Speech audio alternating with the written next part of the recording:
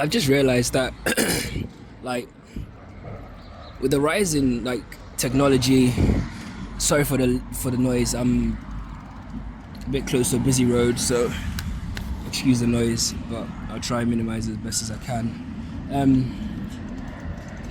What I've realized is, for the most part, right, technology and convenience has actually turned people into infants. It's made humanity infantile in many ways. And I'll explain.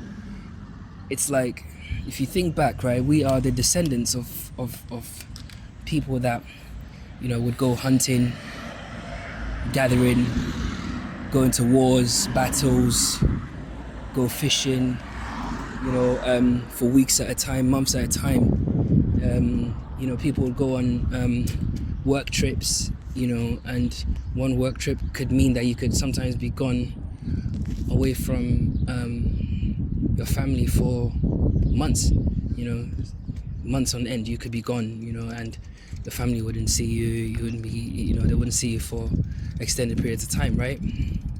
And all of this, like, of our ancestors were able to do and handle with grace and poise. Like, they were able to deal with it, like, and when I say that, I don't mean in a kind of like, let me try and rephrase it. Like, for instance, right, we live in an era where people, like a couple or people that even seen each other, right, would even say the distance of 20 miles or 30 miles is too much. They want everything here and now. They contact you and they want a response now, and that's very childish, right? Because when you think about it, right, our forefathers, like, sometimes our ancestors, like, or they had to live on a letter, one letter for 3 months, 6 months, or one phone call every however long. And the beauty of it is, it was like, because that was what was available, they were able to, they still kind of, like, I don't know, there was more meaning in the relationship, or in the kind of,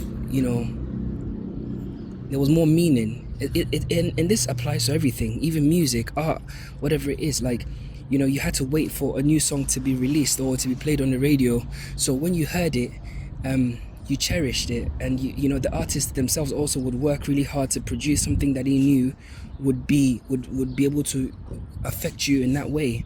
It wasn't this microwave type kind of, like, in one ear out the other ear tomorrow. Like, everything, this overabundance of kind of, like, not choice, but overabundance of, I don't know the word I'm looking for.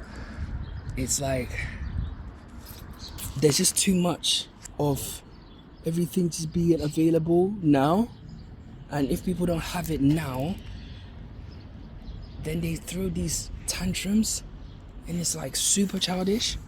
It's just crazy, man.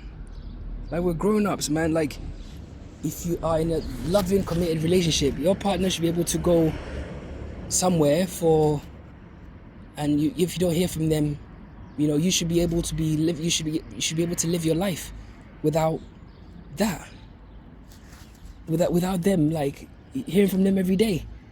It's kind of weird, like, that, even that over kind of, like, to me it's oversaturation, and it's a form of codependence. Because when I was growing up, I'm an 80s baby. When I was growing up, I stayed around my grandparents quite a lot, right? And my granddad, he had his own business, and he'd go to the office sometimes. He would go to his office sometimes, and he wouldn't. Even though we were the only, like, this is in the early 90s, right? And this was in Africa.